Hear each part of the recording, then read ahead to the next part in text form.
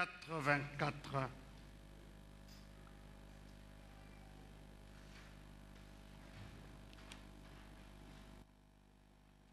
Psaume 84.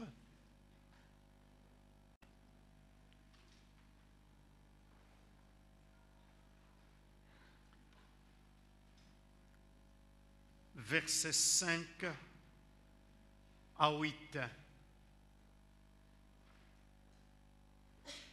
Psaume 84, versets 5 à 8.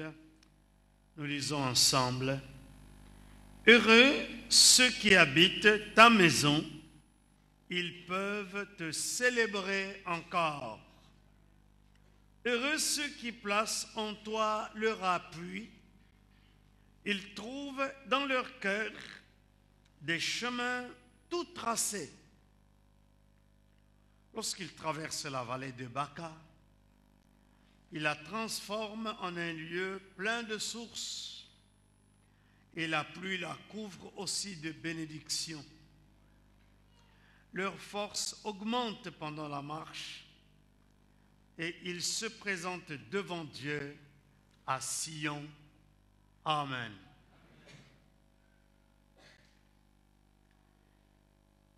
Ce psaume est particulièrement, cette partie est appelée le psaume des pèlerins. Plusieurs fois par an, tout Israël était appelé à se rendre au temple à Jérusalem, où tout Juif devait se réunir pour la célébration, pour l'adoration et pour la louange.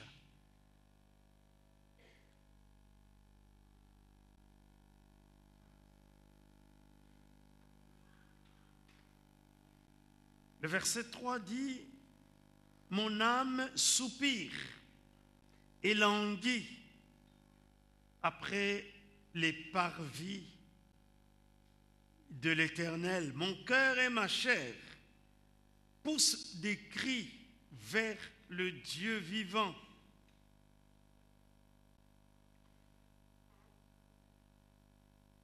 Les commentateurs pensent que l'auteur de ce psaume, en fait, au verset 1, on nous dit que c'est le psaume des fils de Corée. Corée était un des Lévites.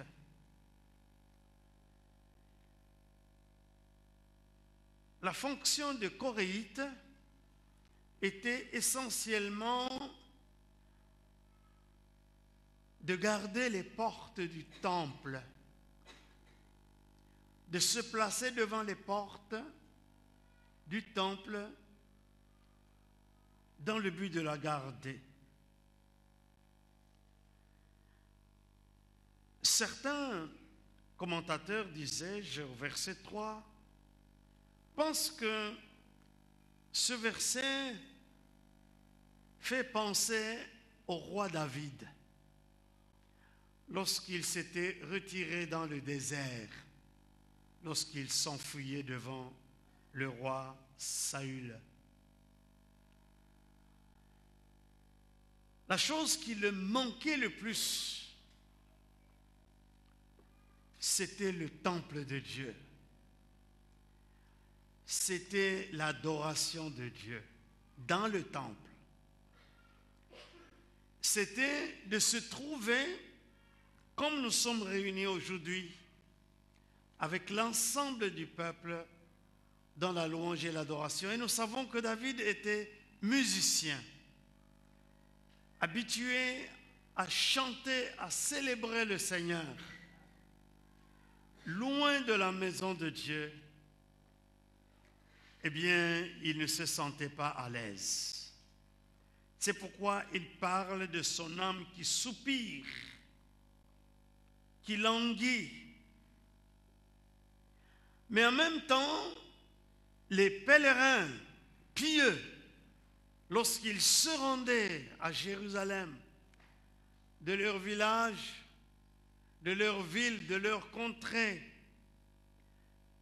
leur âme, ce qui les attirait véritablement, c'était la cérémonie d'être dans la présence de Dieu, dans le temple, et d'adorer le Seigneur. Nous allons nous rendre compte que, pour ceux qui étaient là le vendredi, Maman Bishop a parlé sur ce psaume pour les lecteurs de la Bible. C'est le psaume qui nous était donné le vendredi. Vous allez vous rendre compte qu'un juif pieux, le fait de se trouver dans le temple fait tout son bonheur et tout son plaisir. Pour un juif pieux, quand c'est l'heure d'aller au temple et d'adorer et de célébrer Dieu, il s'y précipite. Il ne peut pas substituer sa présence au temple par quoi que ce soit. Aujourd'hui, nous avons des chrétiens qui, parfois à l'heure d'aller adorer Dieu, préfèrent suivre un match de football, préfèrent recevoir de la visite dans leur maison, préfèrent autre chose à la place de se retrouver avec le peuple de Dieu. C'est là que le psalmiste dit, je suis dans la joie quand on me dit, allons à la maison du Seigneur. Tout juif pieux avait une joie immense. Et quand cette heure d'aller, de faire ce pèlerinage jusqu'à Jérusalem arrivait, eh bien, leur âme languissait, soupirait après le parvis du Seigneur. Le parvis, le temple était comme un aimant qui attirait les vrais hommes pieux, les vraies femmes pieuses. Frères et sœurs, nous voulons être de ceux-là qui, quand c'est l'heure d'aller chercher le Seigneur dans la maison du Seigneur, nous soyons attirés d'y venir, parce que c'est là qu'il y a notre bonheur. Alors le verset 5 par où nous avons commencé la lecture, heureux ceux qui habitent ta maison, ils peuvent te célébrer encore. Justement, je disais que les Coréites avaient pour ministère de garder le temple. C'était les portiers du temple. David, tout roi qu'il était, il, si je peux me permettre le terme, il enviait les portiers du temple. Parce que lui, comme roi, il était quelquefois seulement au temple. Et quand cette heure d'aller au temple était arrivée, eh bien, il s'en réjouissait.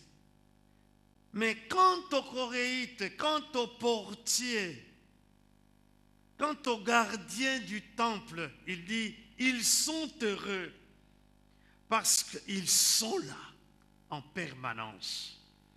Les portiers gardaient le temple 24 heures sur 24. C'était leur ministère.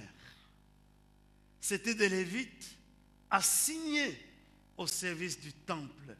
Il dit, ceux-là, ils sont heureux. Ils sont heureux pas parce qu'ils ont de l'argent ou de l'or. Ils sont heureux parce que leur résidence, c'est la maison de Dieu.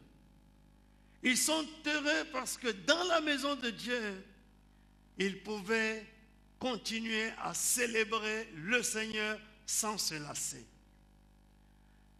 Parfois, nous autres, quand nous sommes dans la maison de Dieu. Même chanter ici, c'est un problème. Célébrer le Seigneur, c'est un problème.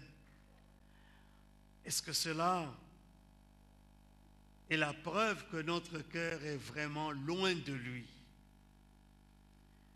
Mais ceux qui ont le cœur à rechercher le Seigneur, ceux qui ont le cœur qui soupirent et qui languissent après le Seigneur, leur présence dans le temple, c'est pour célébrer. Célébrer, célébrer, louer, chanter, pas pour autre chose.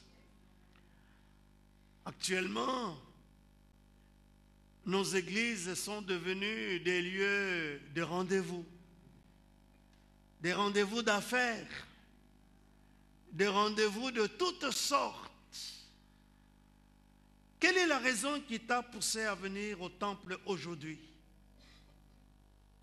Pourquoi aujourd'hui tu as tout abandonné pour être là, dans ce froid? La vraie raison noble, c'est la célébration du Seigneur. Si jamais quelqu'un vous posait la question, pourquoi êtes-vous allé à l'église aujourd'hui? Qu'est-ce que vous allez répondre?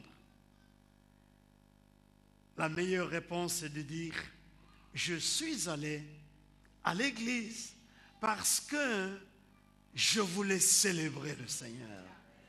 Je voulais adorer le Seigneur. Je voulais chanter à la gloire du Seigneur. C'est pourquoi le roi David envie ceux qui habitent sa maison. Et vous savez, lui-même, le roi David, il avait choisi, établi des gens qui devaient rester dans le temple, dans la tente de David, à Sion. Ils étaient là 24 heures sur 24.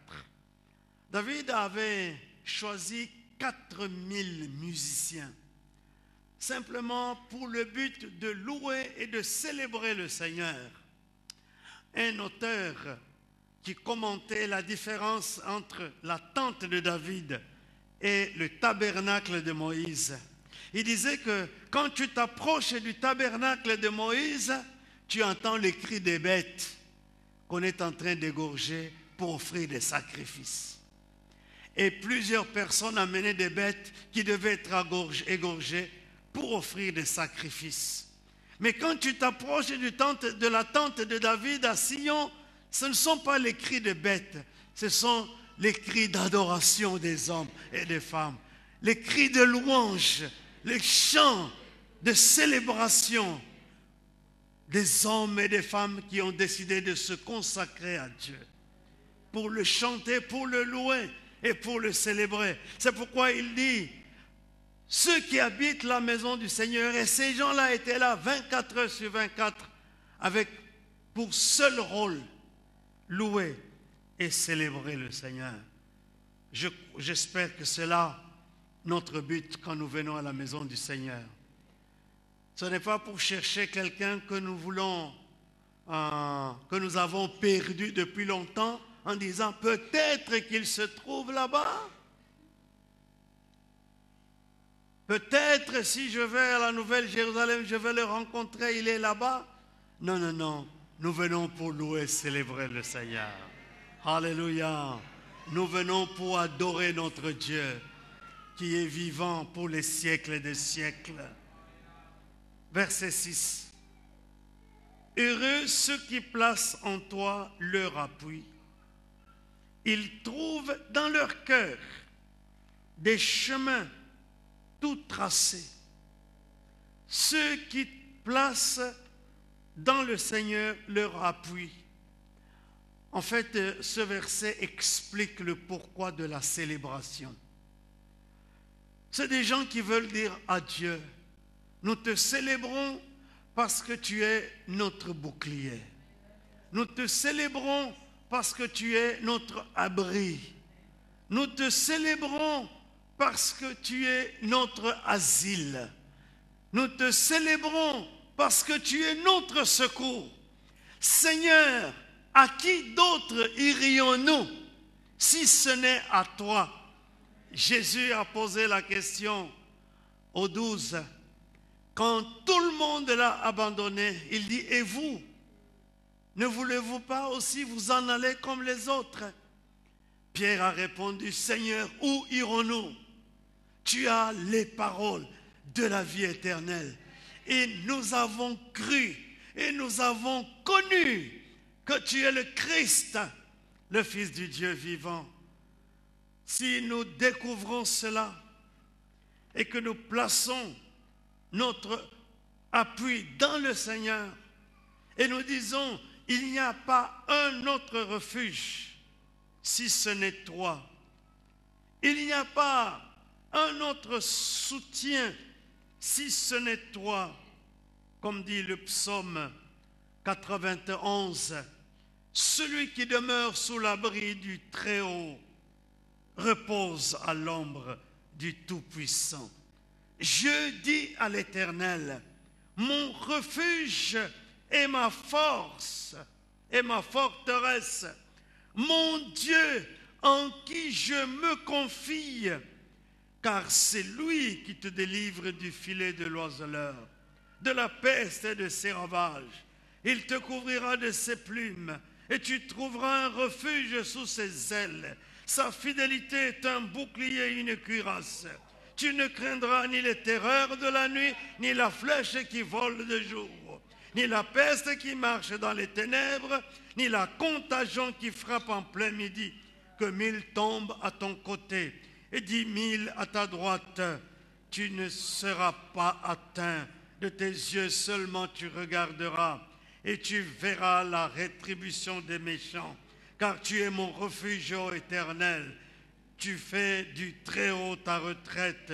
Aucun malheur ne t'arrivera, aucun fléau n'approchera de ta tente, car il ordonnera à ses anges de te garder dans toutes tes voies. Ils te porteront sur les mains, de peur que ton pied ne heurte contre une pierre. Tu marcheras sur le lion et sur l'aspic, tu fouleras le lionceau et le dragon. Puisqu'il m'aime, je le délivrerai, je le protégerai. Puisqu'il connaît mon nom, il m'invoquera et je lui répondrai. Je serai avec lui dans la détresse, je le délivrerai, je le glorifierai, je le rassasierai de longs jours et je lui ferai voir mon salut. Alléluia. C'est cela, placer son appui dans le Seigneur. C'est comme nous dit le psalmiste aussi au psaume 103. Il dit, mon âme bénit l'Éternel. Que tout ce qui est en moi bénisse son saint nom. Mon âme bénit l'Éternel et n'oublie aucun de ses bienfaits. C'est lui qui pardonne toutes tes iniquités, qui guérit toutes tes maladies. C'est lui qui délivre ta vie de la fosse, qui te couronne de bonté et de miséricorde. Celui qui rassasie de bien ta vieillesse, qui te fait rajeunir comme l'aigle. L'Éternel fait justice, il fait droit à tous les opprimés. Alléluia. Heureux ceux qui placent en toi leur refuge. Au chapitre 42 du psaume, David dit, comme une biche soupire après des courants d'eau, aussi mon âme soupire après toi, ô Dieu. Mon âme a soif de Dieu, du Dieu vivant. Quand irai-je et paraîtrai-je devant la face de mon Dieu? Alléluia. Psaume 46, il dit ceci, Dieu est pour nous un refuge et un appui, un secours qui ne manque jamais dans la détresse. C'est pourquoi nous sommes sans crainte quand la terre est bouleversée et que les montagnes chancellent au cœur des mers, quand les flots de la mer mugissent, écument, se soulèvent jusqu'à faire trembler les montagnes. Il est un fleuve dont les courants réjouissent la cité de Dieu, le sanctuaire des demeures du Très-Haut. Dieu est au milieu d'elle. Elle n'est point ébranlée. Dieu la secourt dès l'aube du matin. Alléluia. Heureux ceux qui placent en toi leur appui. Je voudrais te poser une question ce jour. En quoi tu places l'appui de ta vie? Qu'est-ce qui fait la force de ta vie? Qu'est-ce qui fait la joie de ta vie? Qu'est-ce qui fait l'espérance de ta vie? Eh bien, ceux qui placent en Dieu leur appui,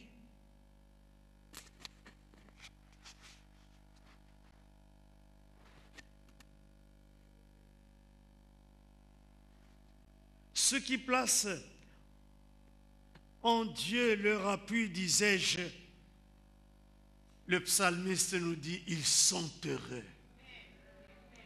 Voyez-vous, toute chose sur lesquelles nous pouvons placer notre appui est susceptible de changement, est susceptible de modification, est susceptible d'évaluation. Mais Dieu ne change pas. Dieu demeure éternel. Sa parole non plus. Sa parole demeure éternelle. Ses promesses ne changent pas. Ces promesses sont là de génération en génération. Si nous plaçons notre appui en Dieu, nous avons une garantie. Une garantie pour toujours. Alléluia. Les hommes viennent et passent. Les modes viennent et passent. Les choses viennent et passent. Mais Dieu ne passera jamais.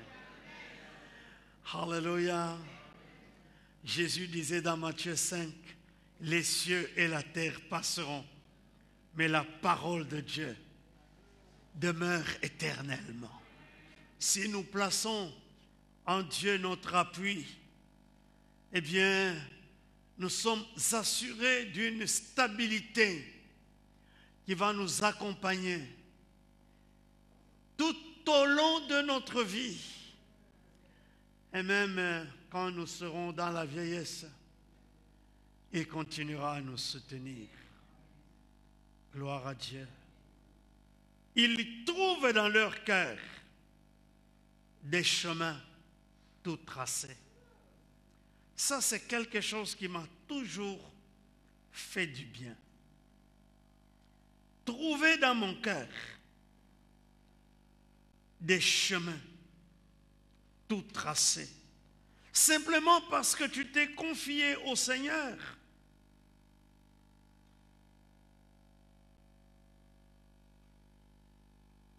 Trouver dans ton cœur des chemins tout tracés.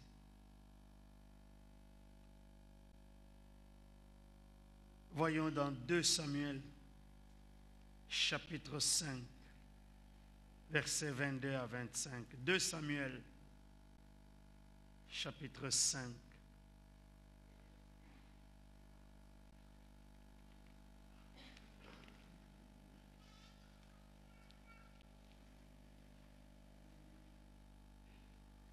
Versets 22 à 25.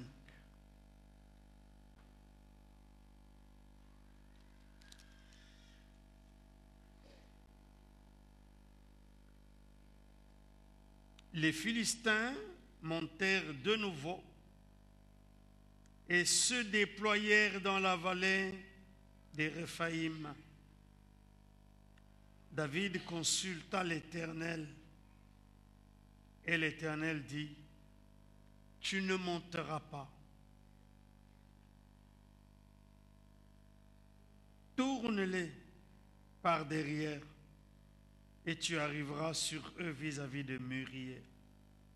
Quand tu entendras un bruit de pas dans les cimes des mûriers, alors hâte-toi, car c'est l'Éternel qui marche devant toi pour battre l'armée des Philistins.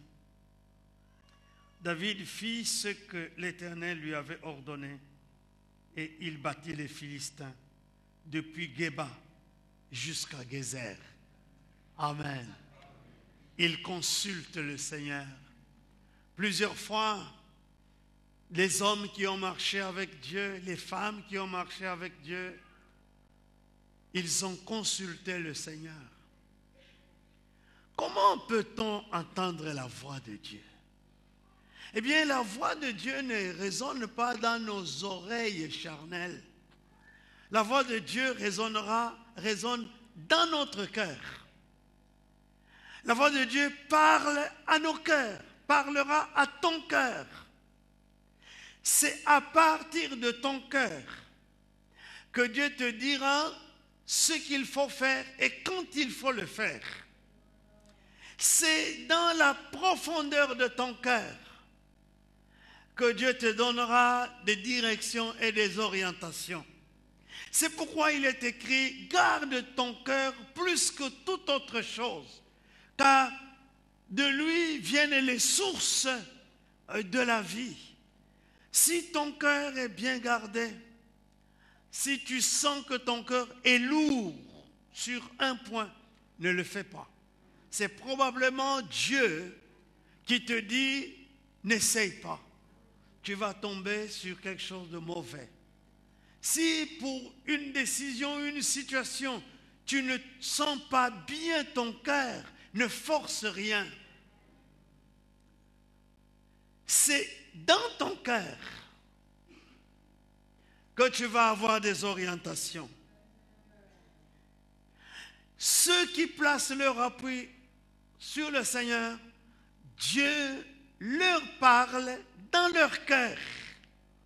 Et ils trouvent dans leur cœur des chemins tout tracés. Si David était parti par devant, il allait échouer. Mais Dieu lui a dit, va par derrière. Puis tu vas entendre des pas. Alors vas-y, Dieu va combattre pour toi. Combien de fois nous n'avons pas écouté la voix de Dieu? Combien de fois nous avons voulu faire des choses de notre propre force et nous avons lamentablement échoué. Mais si nous avions simplement prêté l'oreille à Dieu, encore une fois, Dieu ne te parlera pas par tes oreilles physiques. Dieu nous a donné les oreilles pour entendre ce que nos semblables ont à nous dire. Nos parents, n'est-ce pas? Les voisins, les enfants, etc. Mais Dieu nous a donné le cœur pour que nous puissions capter la parole de Dieu et la voix de Dieu. Quelqu'un disait, avant Dieu parlait et les gens écoutaient. Maintenant, Dieu ne parle plus. Non, frère, Dieu continue à parler. Ma sœur, Dieu parle encore. Le problème, c'est que notre cœur est éloigné de Dieu. Si notre cœur est éloigné de Dieu, nous ne sommes pas prêts à écouter Dieu. Parce que quand le cœur est éloigné de Dieu, ce cœur-là est rempli d'autres bruits qui étouffent la voix de Dieu. Quand nous sommes loin de Dieu, notre cœur ne sait pas saisir les voix de Dieu. Mais quand nous commençons à nous appuyer sur le Seigneur, quand nous avons fait de l'Éternel nos délices, quand nous avons placé notre appui dans le Seigneur, alors le Seigneur commence à nous montrer ce que nous devons faire à partir de notre cœur. ils trouvent dans leur cœur des chemins tout tracés. Voyons le psaume 81. Psaume 81.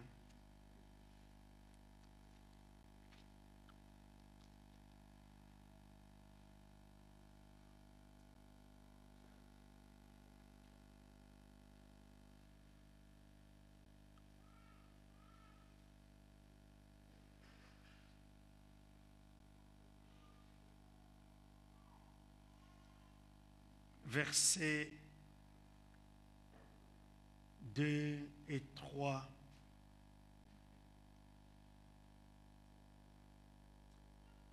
Chantez avec allégresse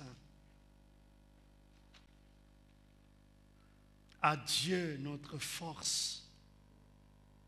Poussez des cris de joie vers le Dieu de Jacob.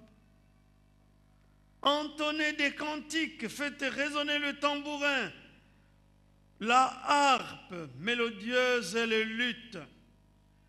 Sonnez de la trompette à la nouvelle lune, etc., etc. Pourquoi? Parce que dans la parole de Dieu, nous savons que certains prophètes utilisaient la musique pour entendre Dieu leur parler.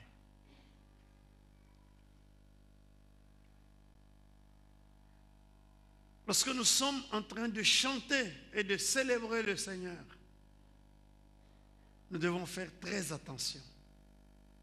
Parce qu'en ce moment-là, Dieu peut parler, visiter ton cœur et te donner une direction à suivre. La musique a pour but de faire vibrer notre cœur au diapason de Dieu.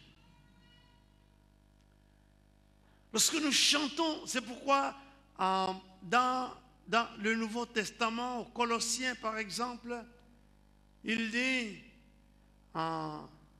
chantez de tout votre cœur sous l'inspiration de la grâce. Vous connaissez, n'est-ce pas, ce verset?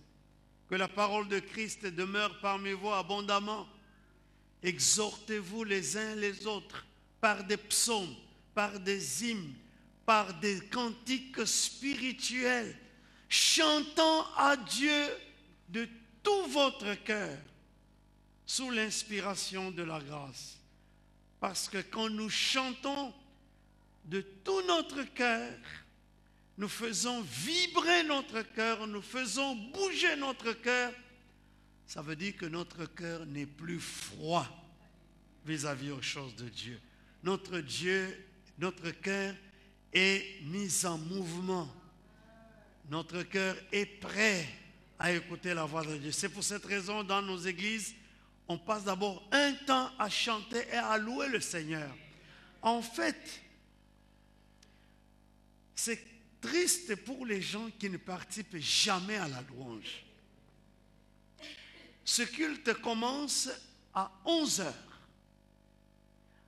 Et nous chantons de 11h à 11h30 pour réchauffer notre cœur, faire vibrer nos cœurs et les mettre au diapason de Dieu pour que nos cœurs soient prêts à écouter la voix de Dieu dans nos cœurs. Et puis après vient la chorale. La chorale chante et nous amène encore à la vibration.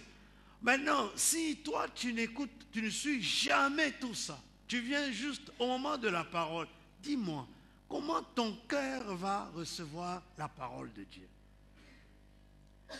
C'est pour ça qu'il y a beaucoup de gens qui spirituellement ne grandissent pas.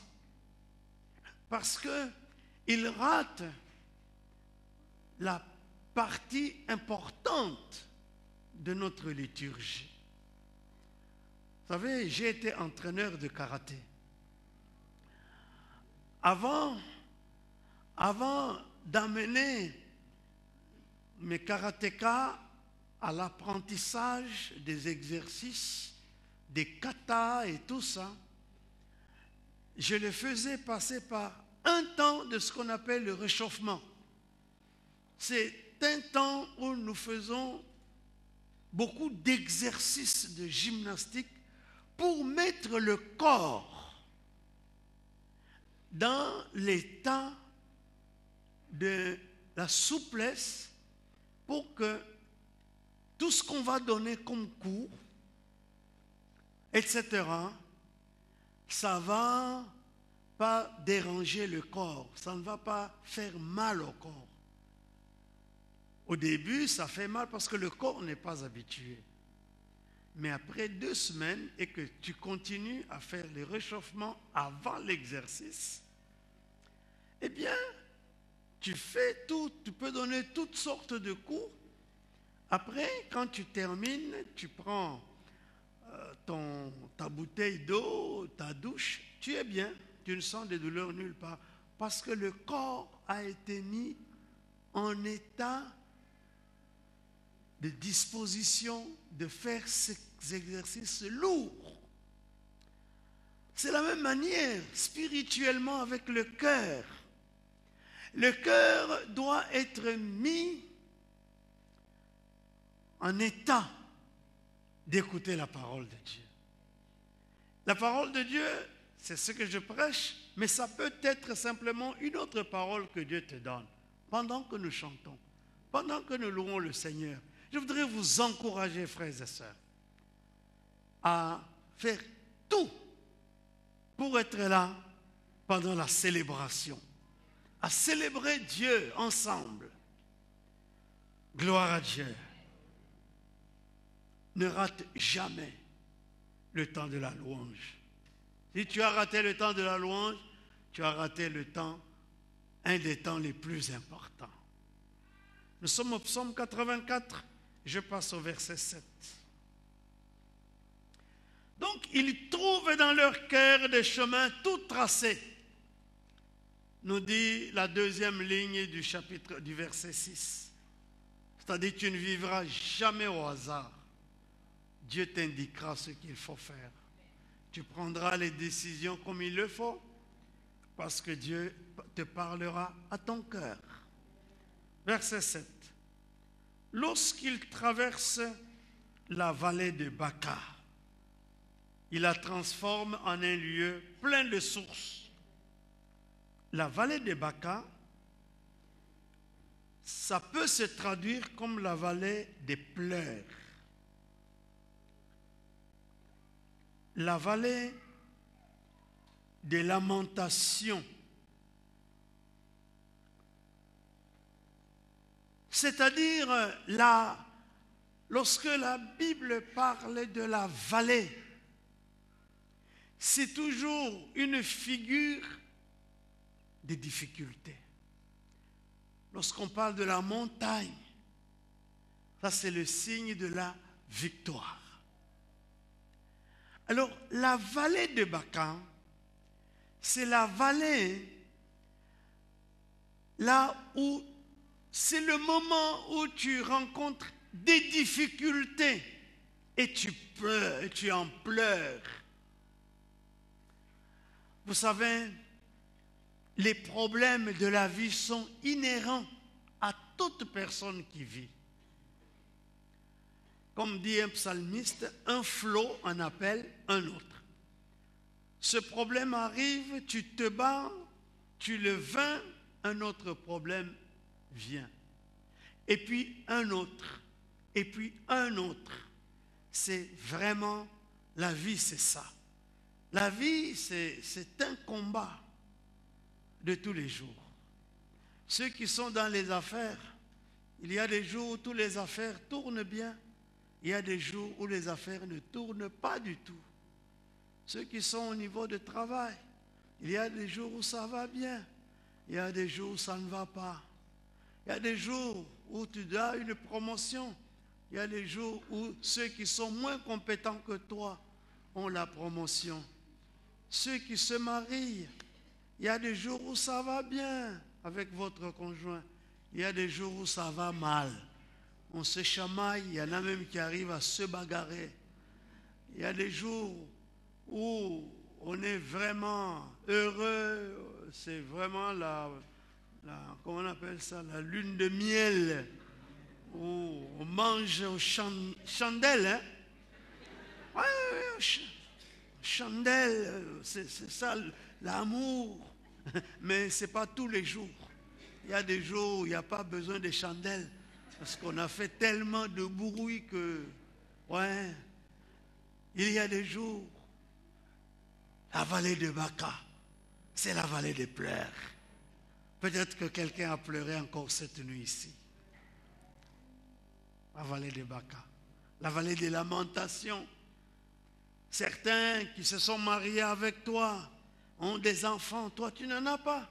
Ceux qui ont eu des enfants avec toi, ils en sont déjà au 3e, 4e, toi tu n'as qu'un seul, tu pries. C'est comme si Dieu n'entendait pas les prières.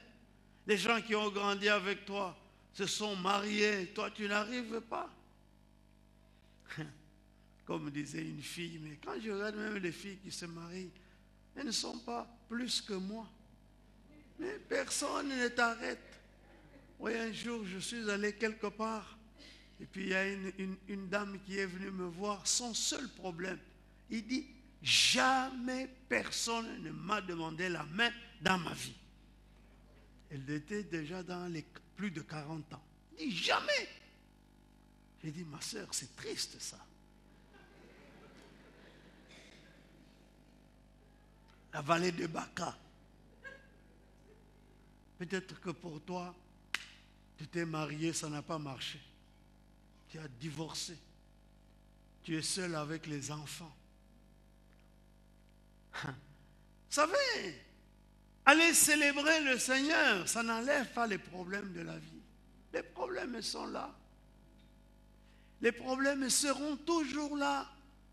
Mais écoutez, ceux qui placent leur confiance dans leur appui dans le Seigneur et qui trouvent dans leur cœur des chemins tracés, tout tracés, verset 7 dit, lorsqu'ils traversent la vallée de Baca et de pleurs, il la transforme en un lieu plein de sources.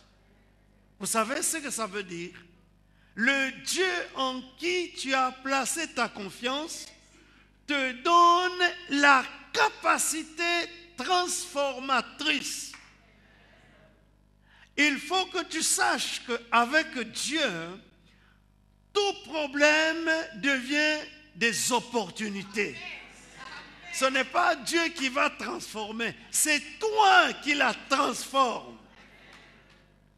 C'est pourquoi tu vas transformer? Parce que ton cœur est préparé à écouter Dieu. Ton cœur entend la voix de Dieu. Ça veut dire que au lieu de t'agiter, de pleurer à l'infini. Voyez, il y avait un prophète qui s'appelait Samuel. Quand Dieu a rejeté le roi Saül, Samuel a commencé à pleurer, jusqu'à ce que Dieu est venu un jour le voir. Il dit, Samuel, jusqu'à quand vas-tu pleurer Saül? Je l'ai rejeté. Alors, quand Dieu a rejeté, il a rejeté. Il dit, mais j'ai choisi quelqu'un d'autre qui est meilleur que lui. C'était David. Mais Samuel ne savait pas. Il y a des choses que tu ne sais pas, que Dieu a déjà commencé à faire dans ta vie. Toi, tu continues à pleurer, tu pleures. Il y a des fois, je dis à certaines dames, quelqu'un est venu pour t'épouser. Après, il t'a menti, il t'a fui. Même si tout était déjà préparé. Il ne faut pas continuer à pleurer. Peut-être qu'il y a un David que Dieu a déjà préparé pour toi. Mais les pleurs, tant que tu continues à pleurer, David ne viendra pas. Parce que le bruit de tes pleurs vont t'empêcher le discernement. Il dit à Saül, mais pourquoi tu es à Samuel, pourquoi tu vas continuer à pleurer, Saül? J'ai choisi quelqu'un d'autre. Oui, c'est vrai. Ça, c'est au moins une grande leçon que j'ai appris dans mon ministère en Belgique. Au début de mon ministère, souvent pendant la semaine, je pleurais parce que les gens partaient de l'église. Ils ne savaient pas que c'est ça la mentalité ici. Il y a une sœur qui appelait certains les morts subites. Dimanche, vous êtes avec lui, vous chantez, vous célébrez, vous bénissez le Seigneur. Le lundi, vous téléphonez, pasteur, moi je quitte l'église. Oh, mais c'est ta personne qui était avec nous dimanche, qui chantait, qui louait, qui célébrait, qu'est-ce qui se passe? Une sœur m'a dit, une infirmière, elle me dit non, en médecine on les appelle les morts subites. On ne se prépare pas. Alors il y en a qui meurent comme ça. Donc moi je pleurais avec tous ces morts subites. Mais je vous assure, j'ai beaucoup pleuré. Beaucoup, beaucoup. Jusqu'à ce que Dieu m'a dit, non, tu ne vois pas toutes ces nouvelles personnes que je t'envoie, qui viennent d'un peu partout. Amen. Et nous bénissons le Seigneur d'avoir une église panafricaine. On a des gens qui viennent depuis le nord de l'Afrique. Nous avons même des Maghrébins parmi nous, jusqu'en bas. Gloire à Dieu. Alors, il dit, quand ils traversent la vallée de Baka, la vallée de pleurs, ils ne vont pas pleurer tout le long de toute la vallée. Mais ils ont dans leur cœur la force, la capacité, la puissance que Dieu leur donne de la transformer. Tu es transformateur des circonstances difficiles. Parce que tu vas être tellement calme que les choses qui viennent dans le but de te troubler, ça te trouble peut-être au début et puis tu te ressaisis et tu dis non, c'est terminé, je vais transformer cette histoire. Il dit, tu les transformes en quoi? Il la transforme en un lieu plein de sources. En un lieu plein de possibilités, en un lieu plein d'opportunités. Écoute, autour de toi, Dieu a placé ces problèmes-là, c'est pas pour te faire souffrir, c'est pour que tu découvres toutes les possibilités attachées à là où tu te trouves. Il la transforme en un lieu plein de sources. Tu es capable de transformer ce lieu-là en un lieu plein de sources. Alors il ne faut pas pleurer pour dire, ouais, maintenant c'est fini, qu'est-ce que je vais devenir? Non, non, non, non. Dieu t'aidera de transformer en un lieu plein de sources. Ça veut dire que tu n'as pas à avoir peur de ce que tu vis. Ça veut dire en d'autres termes, ce que tu vis ne régnera pas sur toi. Tu es appelé à régner sur ce que tu vis. Transformer la vallée de Baka en un lieu plein de sources. La vallée de Baka, c'est une vallée de sécheresse. Mais il dit que la pluie va la couvrir aussi de bénédictions. Amen. Qui comprend que les pleurs que tu as, que les problèmes que tu as vont déboucher vers des bénédictions. Dieu va ouvrir les écluses des cieux. Voyez, suivez-moi bien. Ces gens-là qui placent leur confiance dans le Seigneur, ils traversent la vallée de Baka, la vallée de pleurs. Mais à cause de leur cœur qui est ouvert envers Dieu, Dieu leur donne la capacité, ils transforment cette vallée-là en un lieu plein de sources.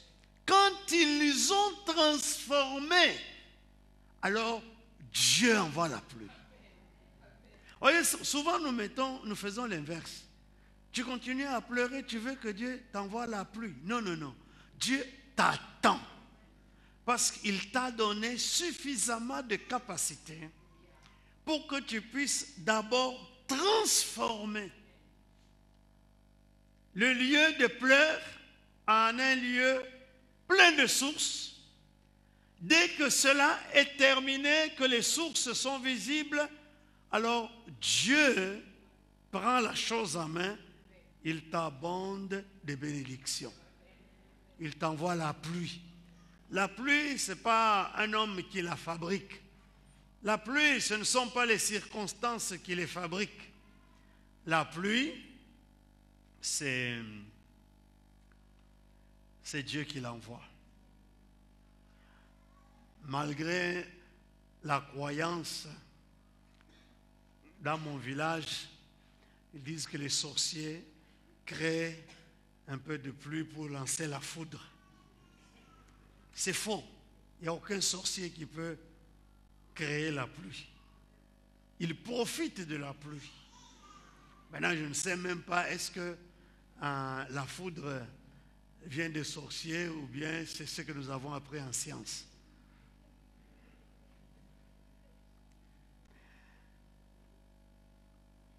La pluie, c'est ce qui vient de Dieu.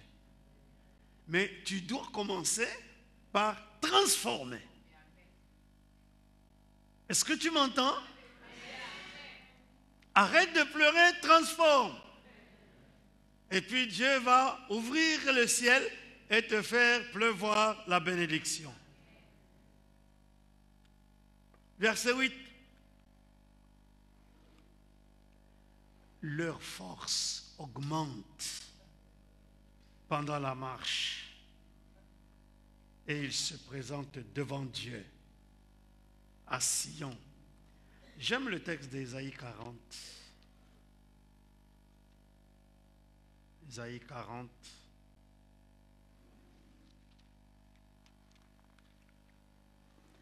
Voyez, leur force augmente. Ça veut dire que les problèmes leur ont enlevé la force. La vallée de Baca les a affaiblis. Mais lorsque ils transforment cette vallée en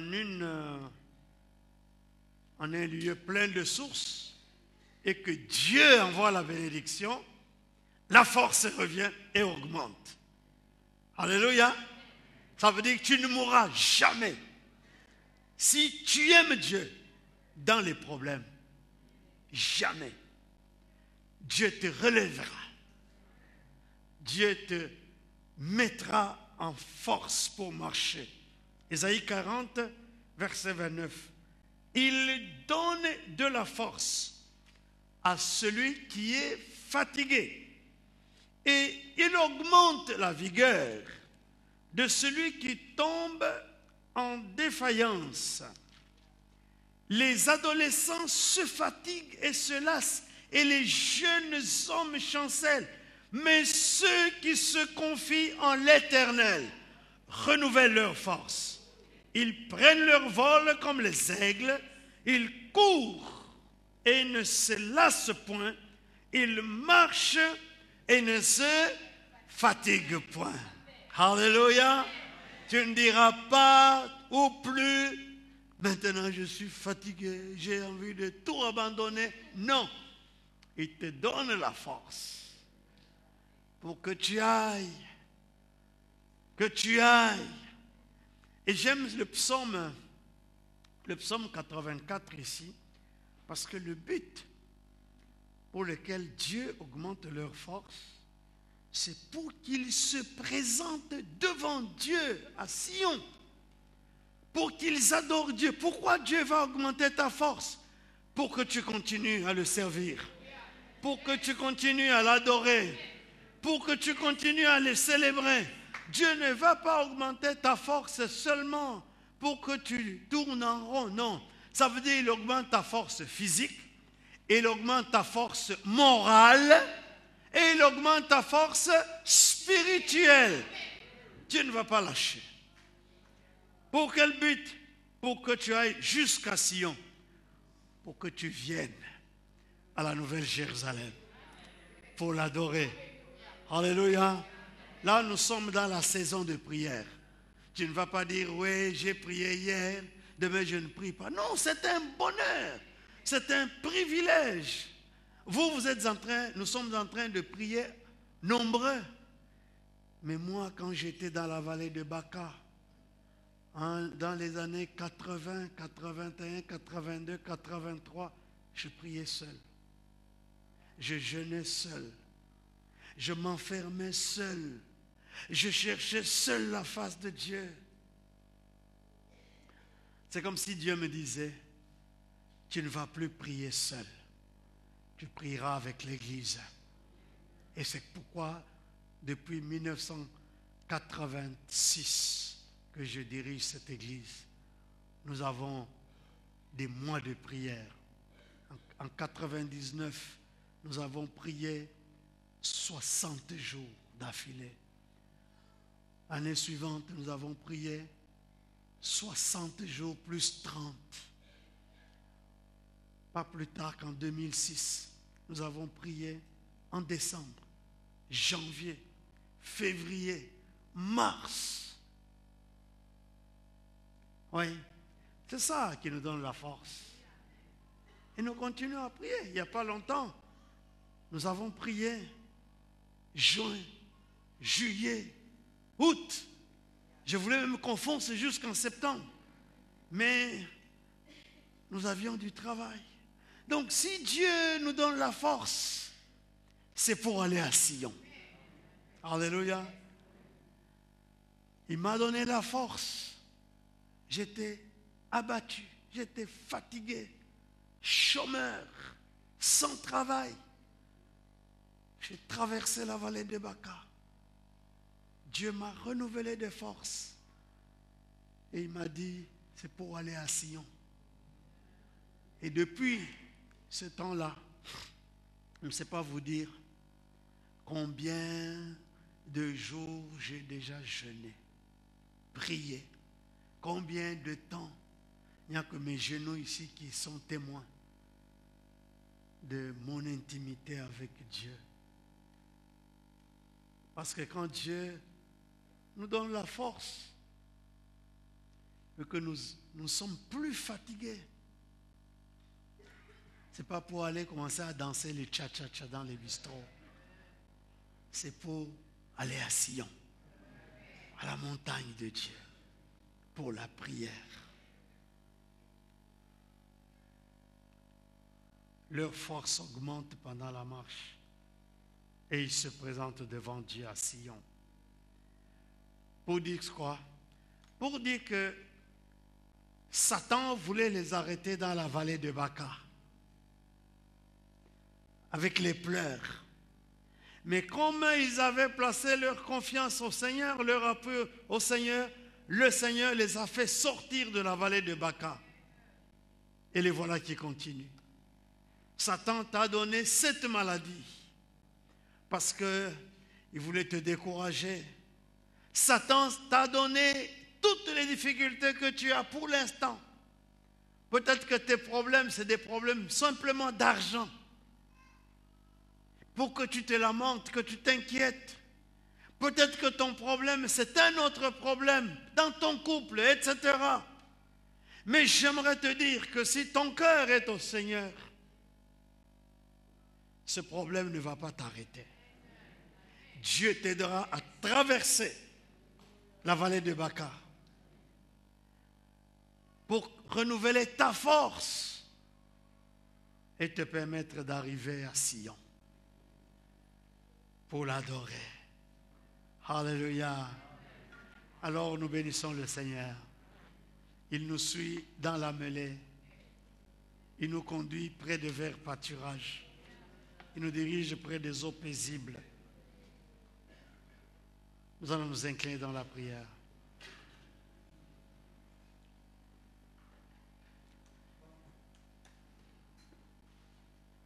Je voudrais prier simplement pour ceux dont les problèmes de la vie ont découragé.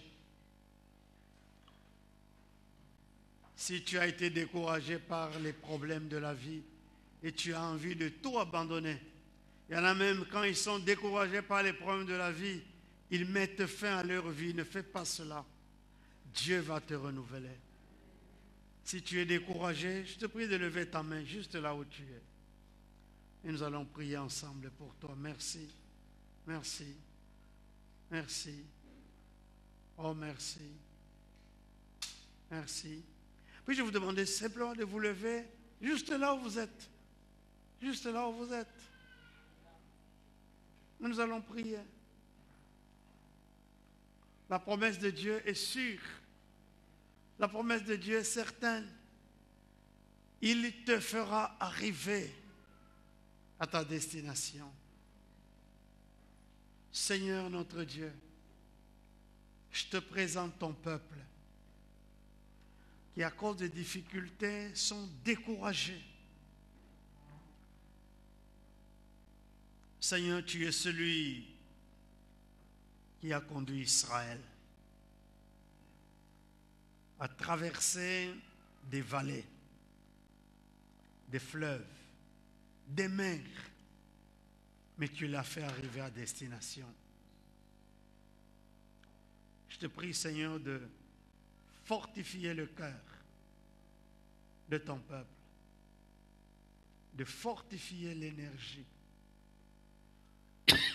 de ton peuple,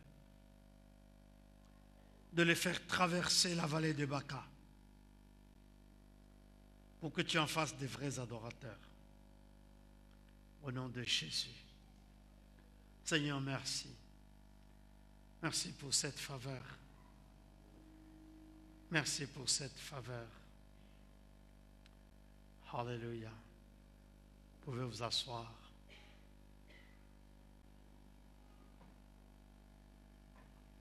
Je me confie